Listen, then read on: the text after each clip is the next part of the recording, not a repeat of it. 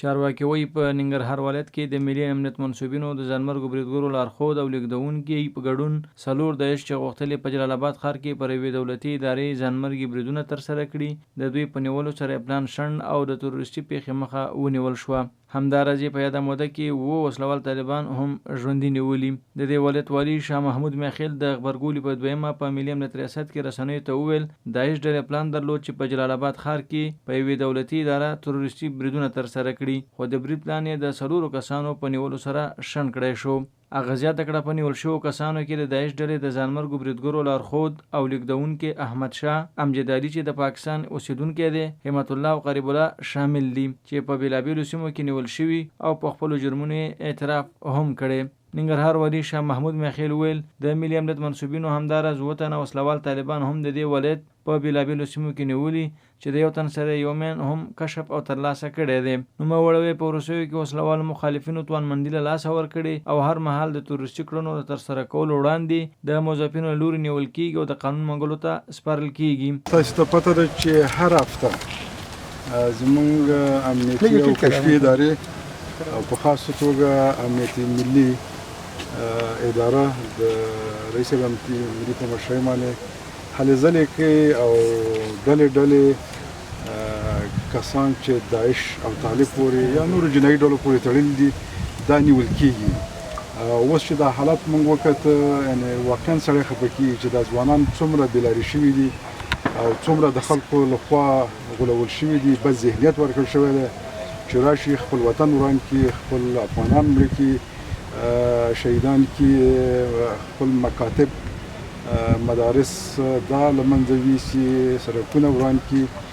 متاسفانه چې دا لړۍ روانه ده، خو بیا هم زموږ کشفي او امنیتي ادارې خپلې هلې ځلې کوي چې په لسګونو واقعات هره ورځ خنثی کوي.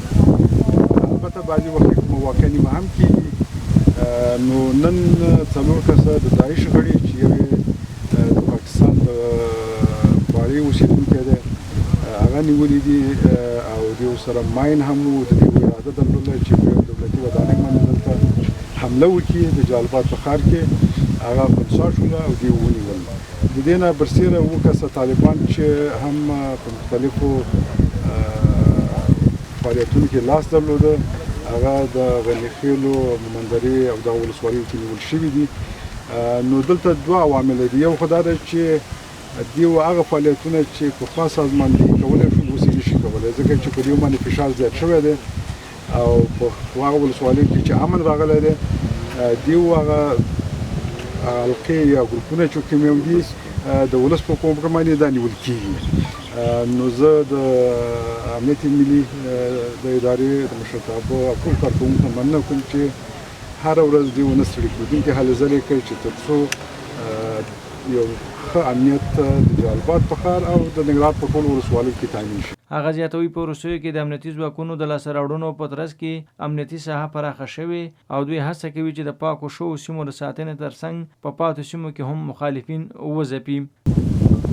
تاسو ته پته ده چې دغه پاڅونونه چې ملي امنیتي او دفاعي قوتونه تر شا ولاړ دي د ننګرهار یوازې په روس کال 33% ساحه د حکومت د کنټرول لاندې راغله چې هغه ارزیابي چې بله ورځ موږ کړې وه.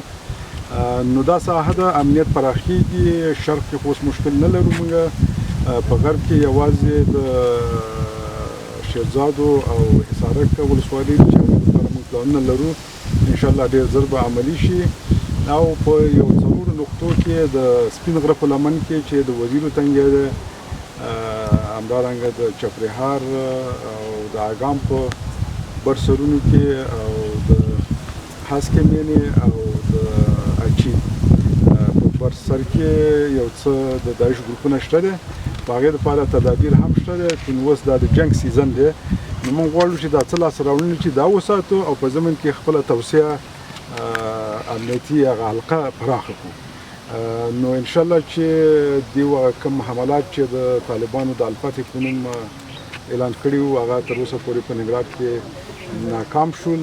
د شیرزاد ولسوالۍ کې د دې ډېره رهبري د منځه لاړه.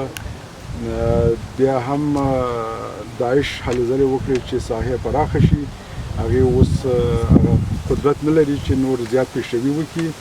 تلفات ورته زیات واوښتل کله چې شیرزاد باندې حمله وشوله، نو د داعش ګروپونه د وزیر تنګي نه د طالبانو په یو څو مراکزو باندې حملې وکړلې او بیا موږ بیرته متقابل حملې هلته وکړلې. نو 22 کسه د داعش مهم کسان هلته ووژل شول او همداسې دې هغه پیشرفت ودرېده هلته. نو موږ خپل هم پلانونه لرو او د خپل پلان په مطابق باندې به مخکې ځو. د ملي امنیت رئیس تورن جنرال نظر علي وحیدي وویل په داسې حال کې چې امنیتي ځواکونه په بېساري ډول لاسته راوړنې لري، په یو شمېر کسان په ټولنیزو رسنیو کې په ځینو وړو پیښو سره د دوی پر ضد منفي تبلیغات کوي چې دا چاره د امنیتي ځواکونو پر وړاندې د خلکو ذهنونه خرابولو ته لمن وهل دي. هغه زیاته کړه هغه کسان چې په ملي مسایلو او ملي امنیتي قواو پر وړاندې د خلکو ذهنونه خرابوي د قانون له مخې جرم کوي او د دوی پر وړاندې به قانوني اجرات ترسره کړي. نوموړي زیاته کړه د دې ولایت په روداتو، خوږیاڼو، بډیکوټ، غنیخیلو، مومندرې، اچین، پچراګام، لالپورې او یو شمېر نورو سیمو خلکو د مخالفینو پر ضد پاڅونونه کړي او د ورور وژنې د پای ته رسېدو په موخه یې د خپلو سیمو د امنیت ساتنه پیل کړې ده. زه په ډاډ سره تاسو ته ویلی شم چې زموږ امنیتي او دفاعي قوتونه د دې وړتیا لري چې په هر ځای کې چې دښمن وي، په هر نام چې دښمن وي، دا که زورمند وي، دا که طالب وي، دا که بله تروریستي ډله وي، په ډېرې چټکۍ سره ځپلی شي. بالخصوص زه په ننګرهار کې وم، تاسې روزمره دغه لاسته راوړنې وینئ، یا لفافته کې موږ تاسې یو کنفرانس په جناب والي صاحب باندې. هیله مې د ټول هغه فیسبوکي ګروپو او ځوانانو څخه دا ده کله چې زموږ د امنیتي او دفاعي قوتو لاسته راوړنې وي، زه چې کله ګورم یو کومنټ یا یو کوم هغه هم نه ورکوي. کله که د جلال آباد په ښار کې یو د پټاکۍ یو چاودنه کېږي نو بیا ورته کش شي فیسبوک ته. زما هیله د داسې ځوانانو څخه دغه ده چې په دې امنیت کې تاسې هم زموږ سره شریک یاست. هر افغان دلته شریک دی په ننګرهار کې. دا د هر چا وظیفه هم ده چې د خپلو امنیتي او دفاعي قوتو سره مرسته وکړي، کومک وکړي. او دا هم د دې وطن اولاد دی چې دا دلته چې که په ملي اردو کې دی، که په پولیسو کې دی، که په ملي امنیت کې دی، د ننګرهار بچیان دي. دا د اوسپنې څخه جوړ شوي هم نه دي.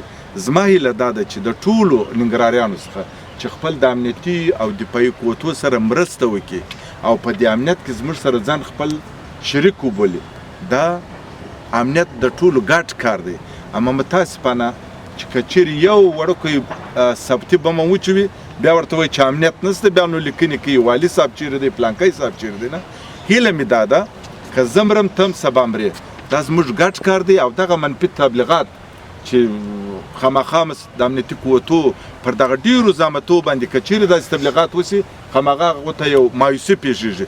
نو خپل امنیتي او دفاعي قوتونه، خپل سرتېري، خپل افسران، خپل ډیلران دي نه مایوسه کوي. هیله مې دا ده چې دوی زموږ سره په ګډه باندې کار وکړي او د منفي پر ځای باندې مثبت خواته ولاړ. د داعش په لیکو کې پاکستاني اتباع امجد علي رسنیو سره په خبرو کې په خپلو کړنو اعتراف او پښیماني وښوده او زیاته کړه چې دوی ته په افغانستان کې د جهاد روحیه ورکول شوې وه، په داسې حال کې چې دلته خلک تر ټولو زیات د اسلام لپاره کار کوي.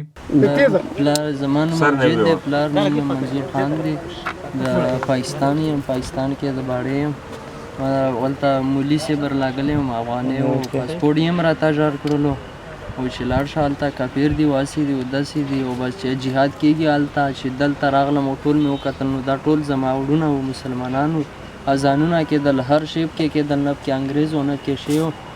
هلته یې راته ویل چې هلته کافر راغلي دي او انګرېز دي او هر څه انډیوالي.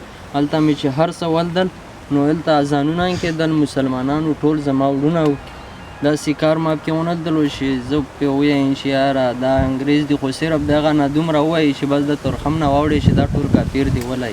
د داعش په لیکو کې نیول شوو څو تنو چې له سترګې د پښیمانتیا اوښکې بهېدې، له نورو وغوښتل چې د دوی په څېر له تروریستي فعالیتونو څخه ډډه وکړي. ګوهر چې ملنګیار سره په ګروپ کې ومه، په 29مه ویاله کې مسؤلیت و او هلته به ګرځېدو او هغه ساحه موږ ته سپارل شوې وه او ملنګیار ګروپ مشر و او د اسلامي امارت کس و. بس داعش لیکو سره یو ځای شو، شیخ طبیب نومیږي چې مشهور په عبدالله دی او په هغې کې بیا د امارت په خلاف باندې کار کاوه چې بس هغې ته مې ټوپک کېښود، بیا لاړم دغه ته اکیار ته چې په نظامي مولوي اکیار و، په نظامي باندې مشهور و، د روداتو ولسوال و. هغه سره ما د امارت بیا هغه سره ما 2 میاشتې وخت تیر کړ. هغه سره بیا هغه ویل چې دا تاسو کمین ته وځي 2 وارې بیا سرک ته راوځي.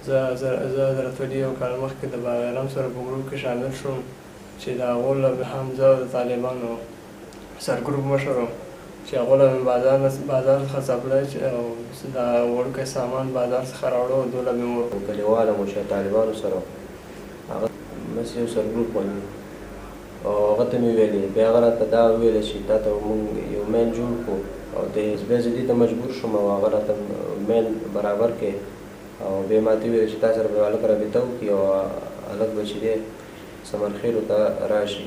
فقیر محمد درویش طالبانو نه ډلې ناتخوان ده هغه نه د یو مضمون راولېږه هغه ما بیا سیوه کاته ما چاته ونه لېږله بیا هم هغه نه وروسته تقریبا 10-15 ورځې بعد ما د ده له ټلګرام نه د 5 نظمونه راواخیستل شعرونه 5 شعرونه راواخیستل هغه مې نه ده لکه نفر به تا سره نفر سره خامخا واسکټ یا بل شی وی هغې سره به پوره سامان وي که زړه یې وغواړي او کوم ځای په نښه کړی په ټارګېټ کړی ما هغه وخت یې کولی شي. بعض خو شی نه و د کمیز د لاندې سوي یم خامخا به چې یو ځکه چې نفر دلته ګرځي تیار ګرځي او خامخا واسکټ یې شی نه ورسره وي که څوک په حمله کې دې سره واسکټ یې هر څه وي. د یادونې وړ ده چې په روانه اونۍ کې دا دویم ګروپ د تروریستانو دی چې د ملي امنیت منصوبینو له لوري تر نیول کېدو وروسته رسنیو ته ښودل کېږي. کوم داعش څوک وژني؟ دا اردو څوک دی؟ دا پولیس څوک دی؟ دا ملي امنیت څوک دی؟ دا ټول تاسې غولوي داسې کوي دې پر ځای باید زده کړو. دلته کافر کمه دی چیرته ځئ؟ پاکستان کې دا اردو نسته هغه ارمي چې ورته وایي هلته پولیس نسته. هر مملکت د خپل ځان دپاره هغه لري اردو لري دا خپل پولې و خپل سرحدات خپله خاوره په چا ساتئ خو یا بیا ته ساتي یا بیا دی ساتي یا بیا بل ساتي. داسې بد کار دی نه اوس زموږ دغه پیرزویونه نسته چې تاسې دلته بندیان دا ټول غولونه ده. جهاد خو دا نه دی اسلام خو د سلامتۍ دین دی په اسلام کې تا کله داسې لیدلي دا اولا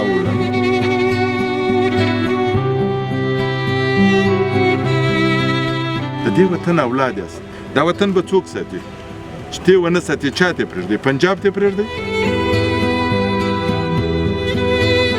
څوک یې باید وساتي خو موږ یې باید خپله وساتو او دا ټول غولونه دا خواته چې پراته دي نه قومندان صاحب هغه ځای کې ناست او تا جنګ کم کافر دغه د اوس څخه اذان اوري د اواز و نصیحت اوري موږ ټول مسلمانان الحمدلله.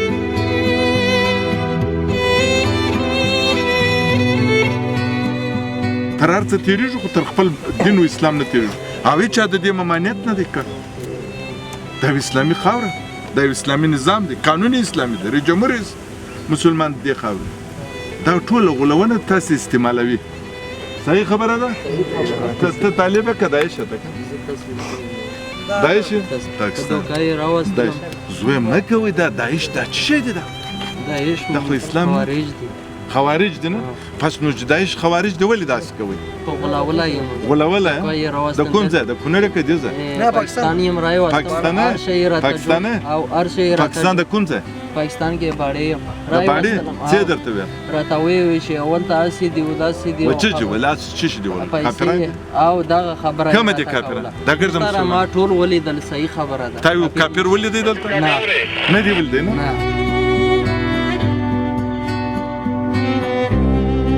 وامه ولدل خوارجو دومره زور زیات دولس ورځې دغه چې جلال آباد اوس هغه پاکستان کې کوم قانون چلیږي د انګریز دی کنه د انګریز دلته خو اسلامي قانون دی هغه هغه جنایتونه چې هغه د غیر اسلامي اعمال چاته دي نو ولې هلته نه کوي چې د په موږ باندې کوي صحیح ولته ټول قانون یې انګریز دی ټول قانون یې او الحمدلله هلته مې ولدل هر شی حق برابر دی پولیس نو په طریقه هر شی زدا کو یو ورکوم هر شی د پاکستان د کوم ځای پاکستان د باړې د باړې